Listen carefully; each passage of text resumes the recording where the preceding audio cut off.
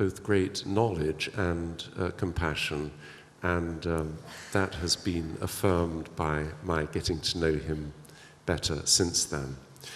And he's going to be talking on possession, attachments, or soul fragments. Now, I know that David, from earlier discussions we've been having in the SRF, is very interested in this whole aspect of soul integration.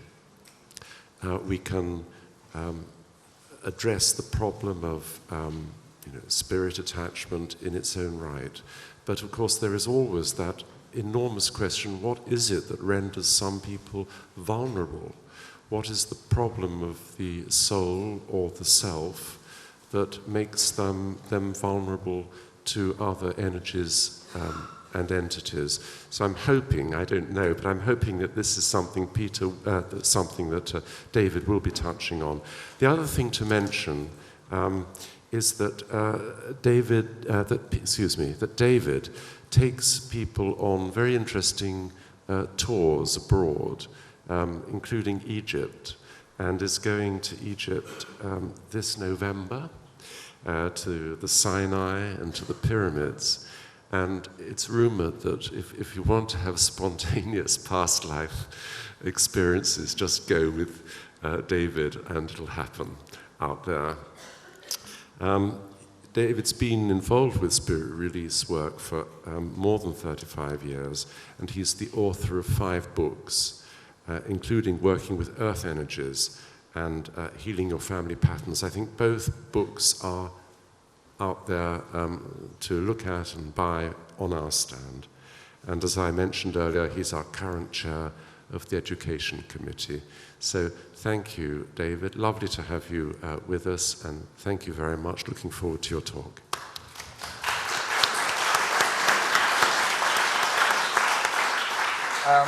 Thank you very much, Andrew. Can you all hear me at the back? Great, okay. I thought I'd give a contemporary theme to this talk. So as you can see, we've got a bit of the Da Vinci Code in here. Or maybe it's the Divine Feminine making yourself felt, or maybe even mummy, but whatever. It seems to be appropriate. As Andrew said, the title of this talk is Possessions, Attachments, or Soul Fragments. And I want to look at, perhaps slightly pretentiously, at some new paradigms in spirit release, because this is an area which has interested me and fascinated me for many years. And this is me. So perhaps just to say a little bit about my background as to why I feel I could make some comments about all of this. First of all, I was very fortunate in being able to grow up in a family which believed in spiritual healing. So I was sort of imbued with it from a very young age and experienced and witnessed some amazing things. And also, I had quite a lot of psychic experiences from a child and have continued to do so. I am aware sometimes when spirits are around, perhaps not every time, but a lot of times when I allow my psyche to be in touch at that side. And lastly, I've worked as a healer for more than 39 years. And in that work, I've been very interested in what is going on within an individual that causes some form of problem to manifest for them, whether it's a physical problem, emotional problem, psychological or spiritual. And indeed, from that, you start to work out to recognize there's energies in places which can affect people, and all sorts of other levels to do with the ancestors and so forth. So, spirit release. Well, I think it falls into 2 very neat categories. One is where you get spirit release within places. And in this situation, it's fairly easy to comprehend what is going on. A spirit, perhaps you sense the spirit is stuck in a room. You can connect with the spirit. You can do work to help release the spirit. And in my experience, these are, on the whole, do not cause very many problems. Occasionally they can do, and I will share some experiences on this, but in most cases it's fairly simple to work with and understand. However, when we come to look at spirit release in people, then we start to tap into some situations which are quite complex, or indeed very complex in my experience. And they can also be quite difficult to deal with. And one of the things I want to do in this talk is to begin to explore some of these aspects. I'm first of all going to touch into spirit release in places, because I think it's important we start there, and then come on to look at spirit release in people, what might be going on there, and then to start to look at how we can begin to model what might be taking place. And as we go through this presentation, I hope you'll get a sense of what that might be. And finally, to suggest some new approaches to spirit release within the healing of the psyche.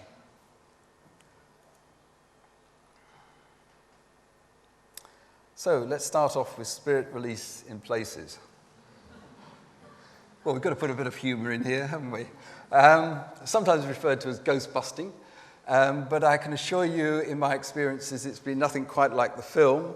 I can't think I've ever been slimed as such, but sometimes one might need to deal with some quite difficult type of cases.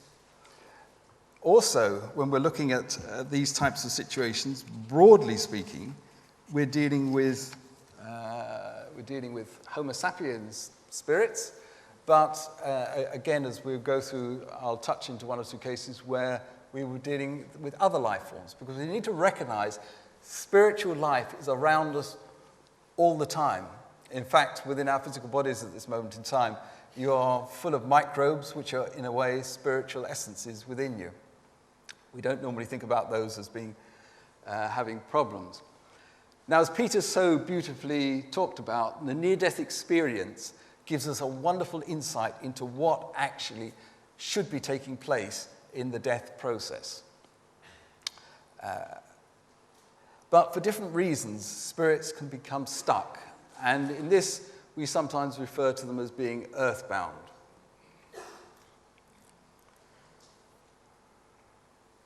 So, if we're going to have one of Peter's good transitions, here we can see, as you can see, I like Egypt, but here we can see the individual passes over, and they need to make a transition through into the spirit realm. The soul leaves the physical body and then passes through sometimes what's referred to as a tunnel of light to actually get there. But again, for different reasons, sometimes souls can get stuck. So what causes some of this? It generally falls into a few basic categories of problems which will cause a soul to become earthbound or stuck here in the physical. And one of the biggest of these, perhaps, is fear. There's been quite a number of times when I've been involved in trying to do some work to help release a soul or spirit, only to find when I start to communicate with this, because we can learn to communicate with these spirits, to say they're terrified of going to hell. You know, they've done some frightful deed in their lifetime, and then they feel, because of the way in which religion has imposed its views upon them, that if for what they've done, they're going to go to hell. And the last thing they want to do is to leave the place from where they are. So those souls need to be coaxed and talked to and communicated. And all of this takes place at a telepathic level. So I'm not actually speaking, but I'm communicating with them and assuring them that everything is going to be fine to help actually release them. But fear can become a very powerful force in all of this. Beliefs. Another one, no belief in an afterlife. Well, Peter was saying how important it is that we prepare for our death, a real sense of belief that we are actually going to be moving on somewhere else. But again, there's times when in tuning into a place or property, you find there's some soul or spirit lying comatose, fast asleep, without any sense of a recognition that they need to move on. And in those cases, again, you need to connect with them and try and wake them up to help them in their journey. Another one is not realizing they're dead. And very strange. Again, I can think of just one story which comes to mind, going back quite a number of years now, when I was living in my probably late 20s, I guess, living in Cheltenham, and I was living in a row of houses which probably dated to about 1890. And we got to know a young couple who lived a few doors down the road from us. And one day, going over there for a cup of coffee, we sat down in the room, they were talking to me and sharing all of the problems which had been going on in their house. You know, they'd started to do some alterations, and this had gone wrong, that had gone wrong, and they couldn't work out, they were feeling disturbed in some ways. And I suddenly became incredibly conscious of a man dressed in there. I could still see him. He had his shirt sleeves rolled up, and he was in braces, probably dated from about 1910 or that sort of time. And he was furious. Who was in his house? Who was messing about with all of the things which were going on there? And he was absolutely angry at all of this. So, you know, there's me in a conversation with this couple, also conscious of this other dynamic going on. I thought, well, how on earth do I deal with this?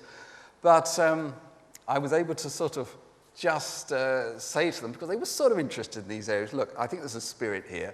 There's something which needs work sorting out. Just give me 5 minutes, I'll close my eyes, I'll connect to it, sort it all out, and then everything will be fine, which is what I did. Communicated with him, said to him, look, you know, maybe you've been here a long time, tried to connect with his relatives to bring them present, and next minute, he'd gone, quite happy.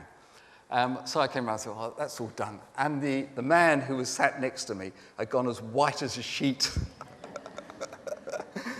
He said, as soon as I started, he felt the room go freezing cold. I didn't experience this, but that's what he experienced. And he didn't know whether to shout, scream, run out of the room, or do what. So that taught me a little bit of a lesson about approaching all of these things. We need to be sometimes a little bit conscious when we're doing this sort of work, that the people we're doing it for, if you like, in their house, can be aware of it. Needless to say, since that was done, there was no more problems in the property, everything sort of was fine. So, again, sometimes we can get souls stuck for that reason. This is another interesting case, resurrection of the body. I don't know if any of you have been up to Edinburgh, but I was up there a few years ago and having a chance to walk around some of the graveyards there. Somebody became aware of all of these spirits. What on earth were they doing? And what I came to recognize was that, in fact, they were waiting for the resurrection of the body. You know, my body's got to be resurrected, so I've got to hang around with the body. But also, at the time, they were very conscious that there were body snatchers, because this was a time when body snatching was going on. So they were riddled with fear. So we had the fear going on as well. Obviously, in these cases, you know, it was not appropriate to try to deal with all of them together. So over a period of time, connecting with different people, we've done work to try to help release some of those. And generally, when you set something in motion, others start to follow. Another one could be revenge. You get ancestral spirits, I think can sometimes come through to cause problems. Accidents is another. Confusion. One of the things we need to recognize in some ways is that sudden death nowadays is actually much more common than it was before. Normally when you were going into battle, you were sort of preparing yourself. Could be fighting. Or if you became ill, there was a good chance that you were going to die. In today's world, you can be driving a car and you can have an accident and you're killed instantaneously. And even more horrifically, sometimes people are blown up suddenly. And of course, when that happens, there's an incredible amount of confusion within the spirit, and so they do need help to move over. We shouldn't forget ritual slaying, human sacrifice. For all of you who think the Celts were a great race, I can assure you that they had some practices which were not so good, because I've had to release some spirits which were caught up in being sacrificed in Celtic times, going back into Celtic times. And we shouldn't forget capital punishment. I've not necessarily had to do with any spirits on that level, but I'm sure there are some which get stuck because of that. We shouldn't forget murder and suicides. One of the difficulties with suicides, again, what I would like to emphasize from my experience, sometimes souls, through the state of their consciousness or thought, will become held in a certain way. Now, suicide at one level thinks that this is the end, this is the extermination of where they're going to. But once they come out of their body, they can sometimes find that that's not the end. And yet they still haven't made the full transition. And in those cases, there's a number of people I've had to deal with who felt a friend who committed suicide has latched onto them and is like trotting along beside them. So one needs help to give them to help release that type of situation. And I thought I'd just finish on this dealing with individuals to pick up one particular famous spirit which had got stuck, Tutankhamun. I first went to Egypt back in the late 80s. And one of the interesting things is in going into his tomb, and it wasn't just me who experienced this, suddenly being aware that there was the spirit of Tutankhamun was still there in the tomb. But that spirit also carried an incredible amount of anguish and anger within it. And at the time, we got some guidance, as we do from higher levels. And what we were told was we had to proceed with an extreme caution in dealing with releasing the spirit of Tutankhamun, because people had tried before and all they had had was a very bad kickback. Now, one of the principles which happens in life is if two forces meet, the stronger will always come out on top. So if I was to step into a boxing ring with Mike Tyson or some other guy like that, I really wouldn't stand much chance at all. And the same applies when dealing with things at a spiritual level. So this is where sometimes dealing with more difficult cases, it's much better to work within groups.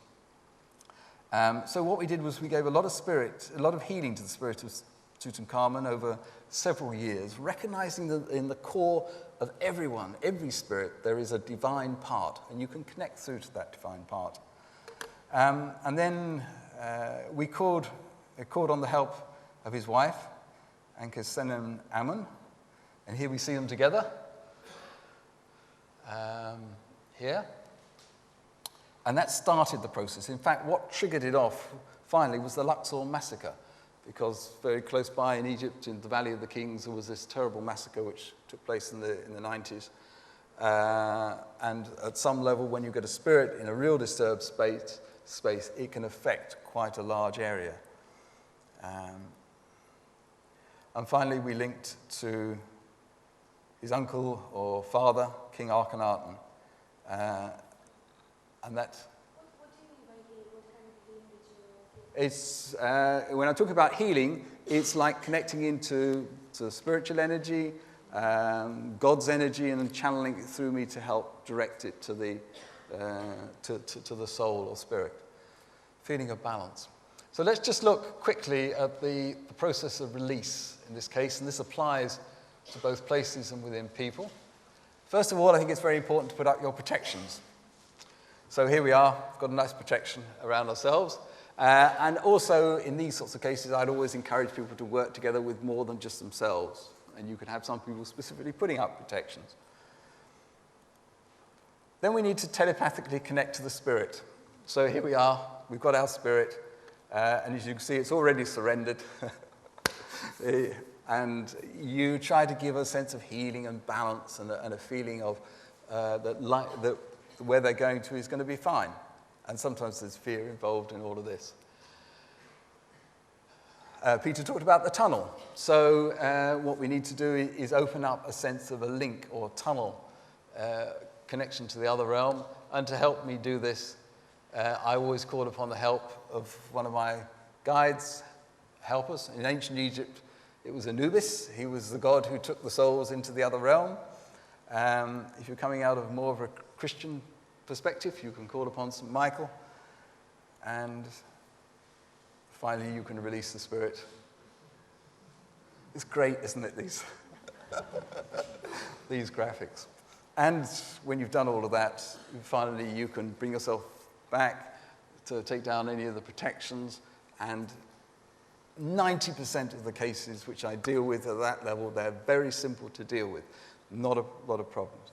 Just occasionally, we do get some difficulties occurring. But now we come to look at spirit release within people. These situations, in my experience, are far more complex. We might say that at the simplest level, you just have to remove a spirit, sense the spirit is there present, and then to help it move on. But the very first thing that I want to do is to discover why the spirit is there. Because it's just possible the spirit could have come to help. Indeed, there's a wonderful book which I would recommend all of you to read on this sort of subject called Journey of Souls by Dr. Michael Newton. It talks about this whole process in a lot of depth. And one of the things that Michael Newton says, in all his experience, he's felt very little trauma has come through. In other words, negative spirit influences coming onto someone. And in his experience, most of the times when people felt there was some problem, it was to do with the spirit which has come to help. And I'll give you another little example in all of this. Going back quite a number of years ago, there was a whole group of us. We went away on holiday together. In fact, I think even there was someone in the audience here, is David, remembers that time in Cornwall.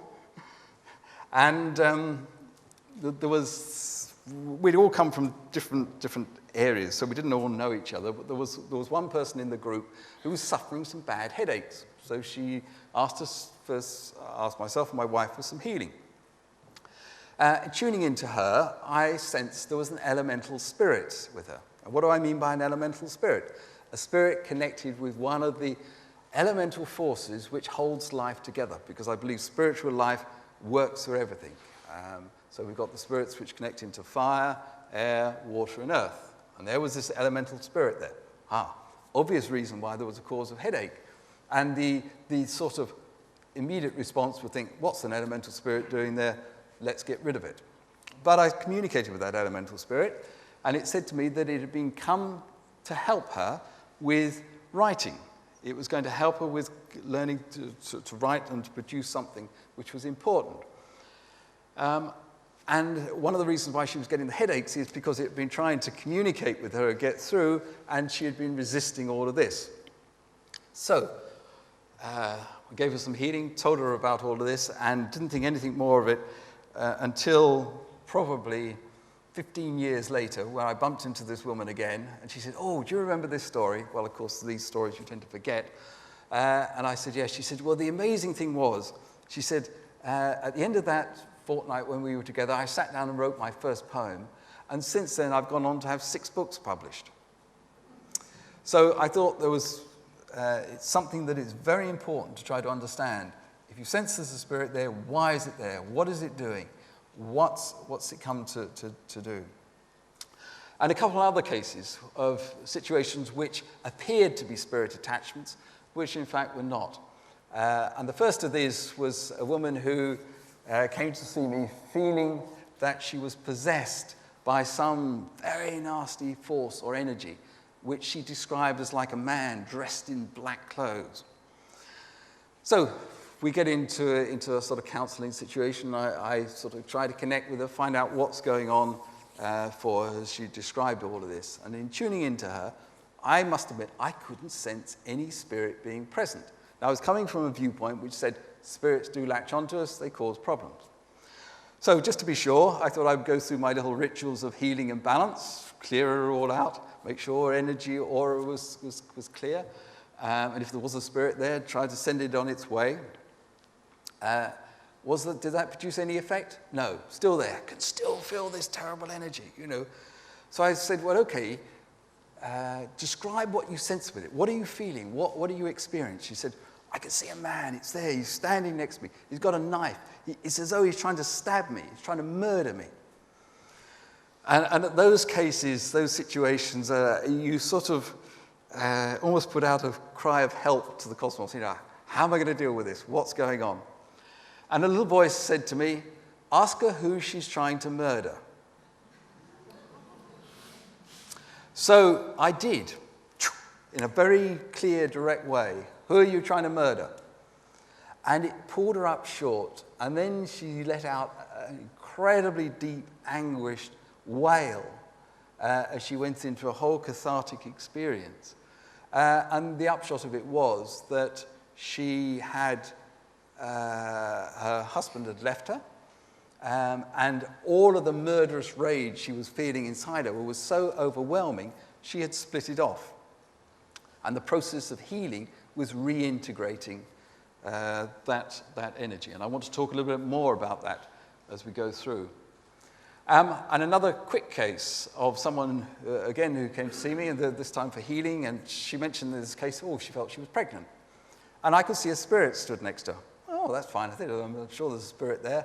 I can see it, and so forth, and it feels all okay. But she was at the time needed to go and get a checkup with the doctor, and she went down to the doctor's, got a checkup, came back negative. She wasn't, periods had stopped. She'd had a number of problems. There was nothing. She wasn't pregnant. So we came back and we thought, well, I better find out about what's going on with this spirit. And in tuning into the spirit, sometimes you will find spirits will mask themselves. So I had to challenge the spirit. And when I really challenged the spirit, what appeared there underneath was something very nasty. So sometimes we talk about dark force entities or things which are not right. And work had to be done to just clear and remove this spirit. And in fact, in this particular case, she had got caught up with a cult over in Canada. And at some level, this spirit force had got latched into her. So, if you like, what appears sometimes on the surface is not necessarily what's going on underneath. So how can we begin to model these dynamics? Well, we need to think about spirit, soul, mind, and body. And one of the ways I want to do this is to look about something which I think is incredibly important, which is the dance that goes on between our inner world and outer world. So we can begin to look at this. Well, I think we would all agree that somewhere in the core part of our being, there's an inner spiritual self, soul, doesn't matter what term you call it. And also around us we have a form of ego, shell that we create. And into our outer world we have a whole group of individuals and people. Now, what I don't think is so often appreciated is standing between what's going on inside and this outer world is that there is a whole group of what I've called inner archetypes or subpersonalities. And if we can highlight this here, one of the things in all of this is that people in our outer world, friends, family, associates, etc., reflect our inner world archetypes.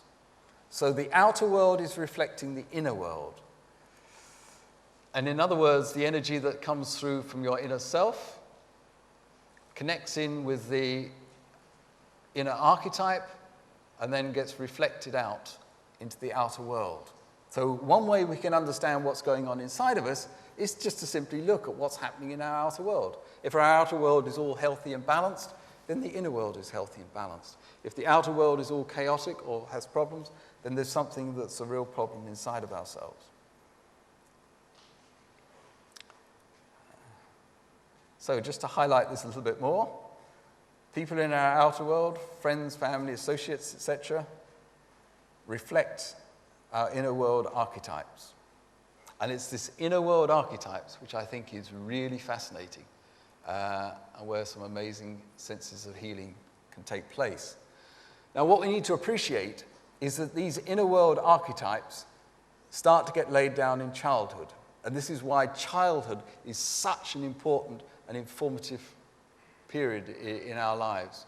And if there's difficulties which go on in childhood, traumas occur in childhood, then it can start to affect the development of this inner world archetypal pattern. And we can pick up some of this. Oh, well, let's just first of all look at what is the dynamic which holds it all together. I would call it resonance. And I was talking with Professor Fred Alan Wolfe about all of this, who put me in line with the idea that everything is held together by resonance. If two things are resonating together, then there is a connection energetically. So, our outer world characters are resonating with what's going on inside of us. And it's this core essence is reflecting out, the energy from the core essence reflects out into our outer world archetypes, outer world people. Now, the other aspect of all of this is when you change what's going on inside, the outer world has to change as well, because the two are mirroring each other. And we can follow this through. Let's say here we are, our inner core self hits the inner world archetype and reflects out into this outer world. And let's say there's some dynamic here to do with jealousy, which is holding this pattern of energy together.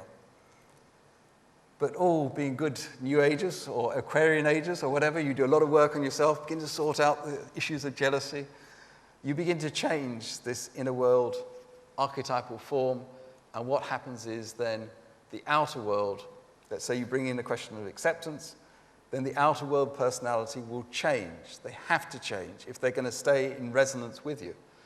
If they choose not to stay, not to change, they try to hold the same pattern, there can be a tussle to begin with, but then the energy link will dissolve and they will simply go out of your life. That's the pattern of how it works. And that energy is still flowing with you, still needs to be connected, and so someone new will come into your life to match that quality. So, what we can say is, if there is a problem with your outer world, then it indicates a problem with one or other of your inner archetypes. And when a person is feeling they have a problem with spirit release type situations, you need to look at what's going on in these inner archetypes. And these inner world archetypes, I think, also relate to something that's referred to the alters of multiple personality disorder, because, again, you can begin to see the same patterns occurring. So let's quickly just pick up a few things to do with trauma. Here we are. We get a situation here where in the childhood we get some form of sexual abuse or some form of abuse. It creates a distortion in the whole of the inner world archetypal pattern. There's a breakdown of the ego boundaries, imbalances occur, and then what gets projected out onto the outer world can sometimes be pretty terrifying and horrific. So when trauma occurs, and it's not just in childhood, but it's the childhood times are very important, then the ego boundaries get broken down and the person is subject to invasion on all sorts of levels. And this can not only be spirits, but thoughts, energies, dynamics that are going on. We can pick up a few childhood problems, quickly run through them. Abuse, and that can be physical, sexual, emotional, psychological. Domineering or controlling parents, absent parents. All of these are important in the formation of the inner archetypes in childhood. Rivalries, jealousies, environmental problems, preschool years, schooling, bullying at schooling, and now perhaps more important than ever is the way that drugs sometimes upset the balance of what's going on in this development stage.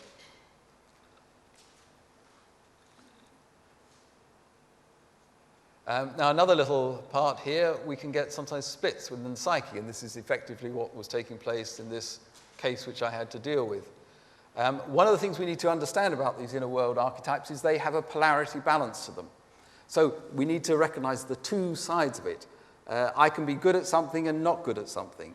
They can be masculine, feminine. They carry polarities through, and these polarities can sometimes get split. I sometimes say if I'm going to be in balance, I need to acknowledge both the Hitler and the Christ inside of me and find the balance between the two.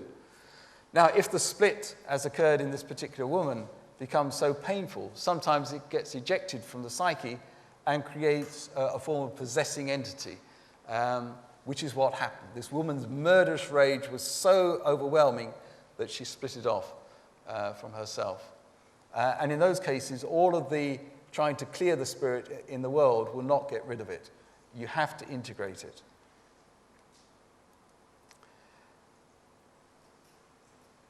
Now, I want to just see whether we can find the concept of inner archetypes. If my theory is right about inner archetypes being both what's inside of us and reflected out into the outer world, we should see some of these things mirrored in other forms of traditions and beliefs. And I think we can find them in quite a number. But let's just pick up one or two ancient models in all of this. The Bagua in China. This dates about over 4,000 years. And as you can see, the way they developed, if I can get the arrow, based upon a simple principle, yin and yang energies. And they then developed this into 8 primary archetypal forces. And the way in ancient China which they worked with all of this was either through feng shui or the I Ching. And in feng shui, they took a very simple concept by saying we're going to outline a room or a house, and we're going to set harmonious balance in our outside world to reflect these principles. If the outside world is balanced, so too is the inner side. It helps integrate and balance the inside. And they associated each of these archetypes with a different area, like wealth, fame, relationships, and so forth. And the I Ching is simply by taking a combination of any of the two of these characters. Chinese. Another one that I like a lot is the Egyptian. And again, we can put the 8 gods and goddesses, the Heliopolitan pantheon, into this. You see they sit very neatly in there. And you can say they represent principles which we can connect with. Now, if I see the divine form of that principle, it's accentuating or trying to balance the divine form inside of me. Tarot cards. See how diverse these things are. Any of you done the tarot cards will recognize that when you look at the major arcana, there are 8 key character cards. And we have them showing here. We've got the Fool, and we've got the Devil up here. Now we need to recognize the Devil in this particular form is part of those inner archetypes. I don't like the word devil, but it's the perhaps counselor is better, but it's the archetype which makes us look at and deal with and acknowledge some of the shadow aspects of ourselves.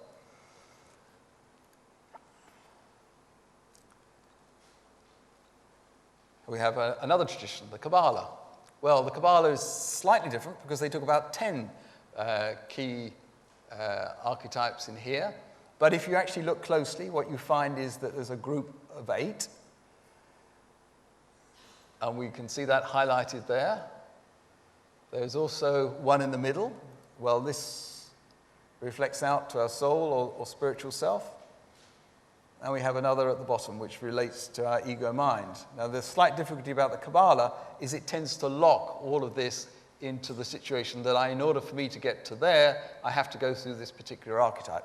And in fact, what is more relevant is that we connect in through different archetypes in relationship to all of this. But at the top of this particular tree, you would find, if we put tarot cards, you've got the Fool. So it's the same similar patterns which we're looking at. And even something in a more modern way, which I think is quite fun. Sudoku. Any of you into Sudoku?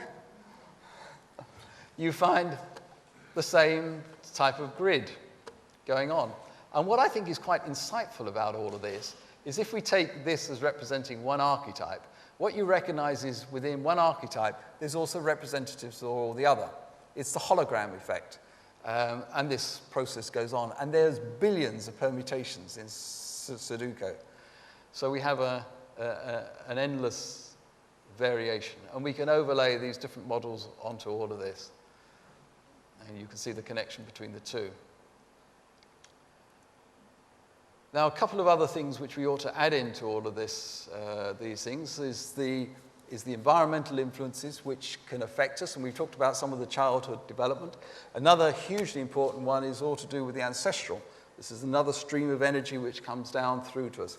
And I've done a lot of work myself in working with people through clearing some of the ancestral forces and patterns. But there's a little story which I think best emphasizes this, which comes out of a book called Healing the Family Tree by Dr. Kenneth McCall. And he talks about an individual who came to see him who had a terrible desire inside of her to want to gouge people's eyes out. Quite heavy sort of stuff, really. But when she started to research back into her family history, she found that one of her ancestors indeed was connected with a castle. And when they went to the castle, they found implements for gouging people's eyes out. And so they carried out a healing ceremony, so to speak, within the church context to release that ancestor. And as soon as that was done, the problem of this particular person dissipated. She no longer was suffering that trauma. And another area which we needed to put into the pot is everything to do with past lives, which we talked about in the last conference, which Roger Walger picked up on. So what we can say is that we have this energy that comes through the inner self, which reflects out into the archetypal realm and picks up the qualities within the environment. So we need to think about all of these elements in the balancing and the healing of the individual. So what are the processes that we need to go through in looking at all of this? Well, first and foremost, if I was giving healing to someone, or I'm trying to help someone with this, I come from a point of view of recognizing that in the core part of their being, there is a place which is completely balanced, whole, and perfect. If you like, it's the God bit inside of us. And one of my tasks is to try to help the person access their own inner divine whole part.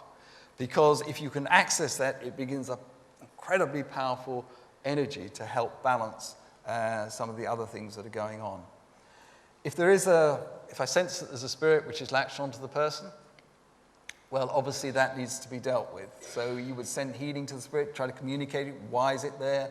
What way is it causing a problem for the person? Can it be integrated or not? And if necessary, you need to do work to release it. And you finally manage to get it to a point where it's separated, and then you can say, bye-bye. And then I would work extensively with trying to integrate the soul or the archetypal fragments. And I've done a lot of this work myself, and it doesn't matter which way you do it. I can work with the inner archetypes. I can try to communicate with them, connect with them. And there's a wonderful book which put me onto all of this called The Inner Guide Meditation.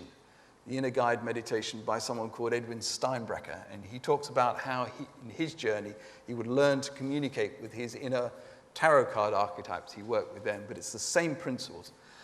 Or I can deal with it in the outer world. And I've done this a time. If I've got a problem with Joe Bloggs, it's not necessarily that there's anything wrong with Joe Bloggs, it's a problem with the Joe Bloggs inside of me. So I will invite that person into my inner world, and then I will start to communicate with them, find out what it is that needs to go on to shift in order to free up the things. And if you get it to shift, then you will find a very, very speedy response coming out of all of this. It's also working with recognizing that these, just to emphasize here, if we get the inner archetype out of balance, which is causing a problem in the outside world, then it's what we need to do to heal this part in order for the person to be integrated. But when you heal that inner part, recognizing, as I said, that there's a polarity. So one of the techniques I used at one time was someone was causing me a whole lot of hassle. I got a piece of paper and wrote down all of the good things I could see in this person's nature. And within a couple of days, their whole attitude towards me changed. In other words, I started to integrate and balance those two sides of the polarity. So how can we summarize all of this? Well, what I would say is spirit release in people is much more complex than in places, perhaps much more fascinating and interesting, although both have their, value. I think we can model let's just go back on that. I think we can model what's going on by looking at a mixture of ancient concepts and modern knowledge. I think near-death experience work is fantastic in all of this, but recognizing how other traditions have understood these patterns. I think we need to take into account both ancestral as well as past life patterns, because there can be influences which come down from the past life, which come down through these impact on these inner archetypes and cause them patterns. Whereas spirit attachment occurs within people, work needs to be done to heal and balance the client's inner archetypes and strengthen their psyche. I think this is hugely important. And therefore, I would say soul integration needs to be an integral part of spirit release. You cannot, there are occasions where perhaps something is impacting upon someone, you move it off, and they're fine. Something like the suicide cases I've mentioned. But in most of the cases I deal with, a lot more inner work needs to go on for the person to feel centered and balanced and free from all this.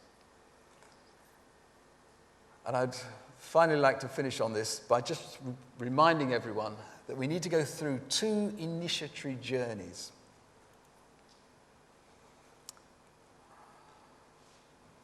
So, the heroes amongst us, we need to go out and slay our dragons. And what do I mean by that? The dragons are your fears. And one of the biggest challenges in life is we have to confront our fears. We don't have to necessarily hit them head on. You can deal with them obliquely. After all, Perseus slew the Medusa by looking in his shield. But what you need to recognize is when you slay the fear,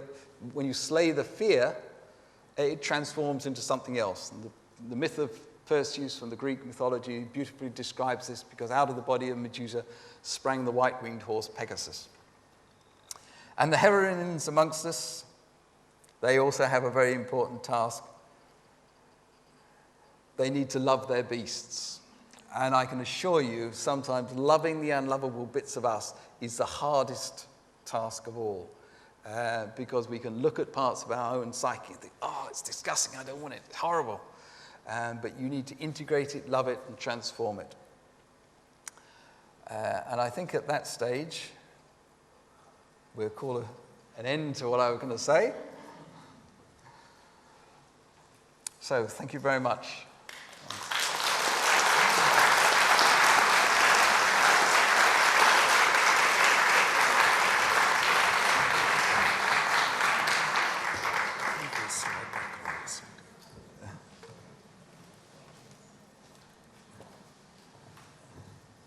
Andrew wanted me to put this one back on again. We might have got time for 1 or 2 questions. It's not quite the end, and that's just lovely, that slide. And I thought, David, you've very beautifully managed to, apart from covering an enormous amount of ground, to highlight that thing that is so important, to go into the soul essence and work from there with the help and the guidance of that part of one's being. It puts spirit release in a context rather than being a thing unto itself. And then, of course, the integration, the complexity of integration, and the marriage, if you like, of the psychological process and spiritual process. We are human beings, we're not in spirit, we're down here, but we are of spirit. So thank you. Let's have 1 or 2 comments and questions. Lady down here, can we have the roving mic? Have we got a roving mic? It's I'll repeat your question in the meantime. So if you can... Yeah. I wonder if this kind of work can be done surrogately. Lady wonders if this kind of work has been done surrogately. You mean working it through another individual? Okay, from a healing perspective, one of the things which I will sometimes do is to communicate with the person's inner archetypes. So, yes, if you like, healing work can go on to help free and release stuff. But I'm very, very keen generally. After all, there's sometimes people, you get maybe young children, or you would get people who are maybe have a difficult psychological process going on inside them, so you can't interact with them. So that's the only way to approach it. But generally, I like to really involve people in the process. We found our microphones. Yes, this person. Oh, all right. We'll come to you next. Could you give some example of how you help people to integrate the damaged archetype? Okay, well, there's two ways. First of all, as I said, I would like to come, first of all, by getting them to get a sense of connecting into whatever they feel is really balanced and whole inside of them. And then there's 2 ways of actually approaching this. One is to deal with the situation is out there by simply saying, if they have a problem with such and such a person, what can we do to heal and balance this? And for them, sometimes even through psychodrama to work it out. So in that case, you don't have to worry too much about the archetype. You just deal with the situation, recognizing the situation reflects the archetype. Does that make sense? Or secondly, I will get them to work directly if I feel that there's a particular problem they have with one or other of these archetypes, to try to bring a form through for them to begin to connect to that. This sometimes works more easily on one's own journey. If we go back to the Bagwell, we have different directions, so forth. So I can say in the north I have a particular energy, in the south I have a particular energy. I can go into my mind and imagine I'm going on a journey, following that path through, and meeting a character which represents the archetype in my inner world. And to give you an example, when I first of all headed north to meet my devil, who should appear but Darth Vader? So you think, oh God, how am I going to deal with Darth Vader? You know, this is an inner world connection. And so in my mind, in that particular case, I felt I actually had to shrink him down. So I actually got him down to a nice small size and then stuck him in my pocket and continued on my journey. And there were various other processes which I went through. So you can begin to work creatively within the psyche to begin to understand these energies and how you can interact with them in that form. Does that sort of make sense? Thank you. Over here. Do introduce yourself as well. My name is Harry Underhill, and I sort of came into this healing thing, so I haven't been psychic, at least not yet, through the appalling suffering in the world and the people who seem to cause it, who I'm sure are suffering themselves. Yes. And the only way I could think of was appealing to their inner healer, because I don't know what's wrong with them. I don't want to get involved with them. But if everybody's got an inner healer, whether it's Bush or Blair or anybody else, can we send that inner healer energy and leave them to sort it out? Absolutely. I think this is hugely important. After all, if we are going to send out lots of nasty thoughts to Bush and Blair, it's not going to help them find their own sense of balance and integration. It's just going to exaggerate the problems, any problems they might have. And that was the interesting thing, is in all those peace marches, talking with some of the people who certainly weren't marching with peace in their hearts. They were furious, and a lot of them were really furious and angry. And that's a blind. You know, we need to acknowledge all of these bits that are going on inside of myself. I need to be able to stand in my angry bit, and I need to be able to stand in my peaceful bit. And then I can find a balance between the two. And if I can find the balance between the two, it's not a problem. But what you find is when you're dealing with individuals, is very often they will say, oh, I never get angry. Yeah, I'm very peaceful, I'm very calm. And then you find they're surrounded by furious people. It's quite simply that they're not acknowledging their own sense of anger. They sort of split it off. Well, they suppress it. And then when you suppress something, it comes out elsewhere. So this is the problem we have when we're sending out light and healing to the planet. If I'm only sending out light to the planet, what happens to all the shadow? What happens to all the nasty bits? You know, the only way to do this is to come from a point of view of balance, for me to be able to integrate these things inside of us and send out a thought of balance, recognizing that sometimes for things to be worked through, they need to be transformed. I sometimes feel and have thought that one of the reasons why war takes place, have you ever thought why men like fighting? I think at some deep psychological level, it's because we're trying to confront our fear of death. And what better way to confront your fear of death than to go and stand in there and fight? And maybe when we've really come to terms with our fear of death, the need to fight and so forth will become dissipated. You know, and it comes down to balance again, so beautifully expressed in the Chinese philosophy of yin and yang, the dance of opposites. And if I can integrate these things, then it ceases to become a problem. I'm not held by the energy. Okay, time for the last question. Gentleman at the back.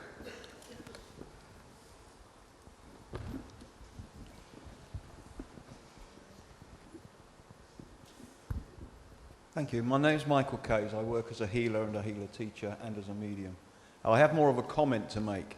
You set up a pattern of archetypes, and I was taught very early on by the first tutor I ever went to that the biggest journey I ever undertook was the journey within.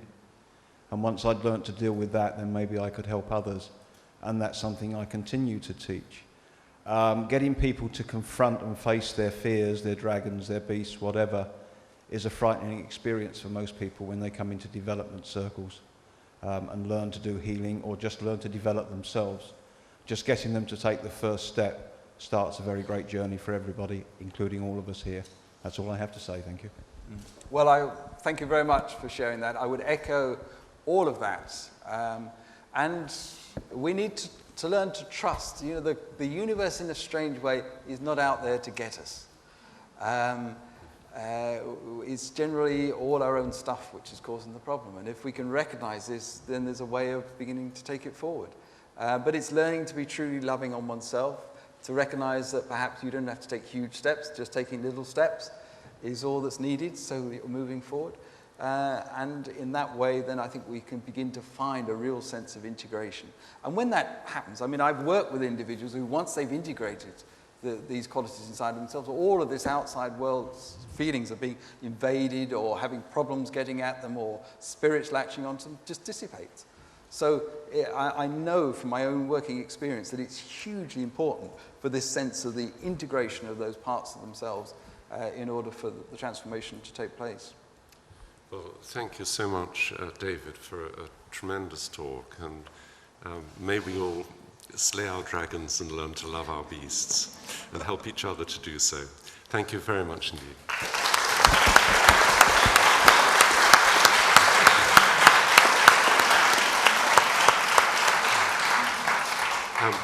We have a good lunch break until 2:30. It's long enough to go out and enjoy the summer day.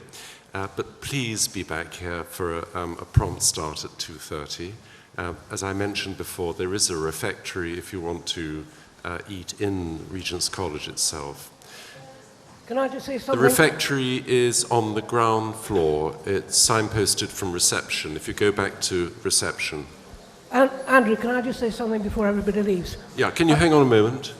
The Spirit Leads Foundation are hoping to set up local groups close to yourselves. If anybody would like to talk more about that, you can see me during the lunch break, and I'll be glad to talk to you about it.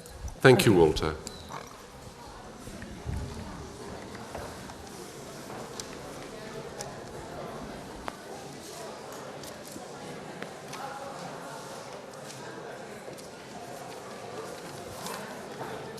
Thank you, David. Lovely. Very good. I got into this sort of thing at the very fringe through something called a Church's Fellowship for Oh, yes. Psychical and Spiritual Studies. Yeah. Because I was a bit scared of voodoo, so I thought I'd start from the church. Yeah. And of course, you go actually a bit broader than that. Indeed, yeah. Have you come across them, though? I've heard of the Church's Fellowship of Spiritual and Psychic Studies. Yeah. I think it's it's a step, isn't it? And like a lot of these organisations, they need to start to begin to understand and open up to these things. And a number of dioceses have Yes. what you call exorcists. They do, yeah. People, and they can give us some of what you've already given us. Yes. But without necessarily having to say the creed and go to Eucharist. Because I'm a Quaker, so Yes, I you don't don't, like I don't doing get that. into that. Yeah. No, well, that's I think this idea of these knowledges is coming forward in a much wider level now. So it's great, whichever way it comes out. But whatever religious belief people have, I imagine if you can dig deep enough, they have the same wisdom. Yeah, I'm sure that's right. Yes. Including the Muslims, of course. Thank you.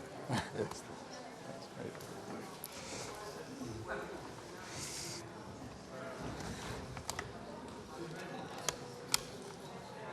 Hi. I'm Rebecca.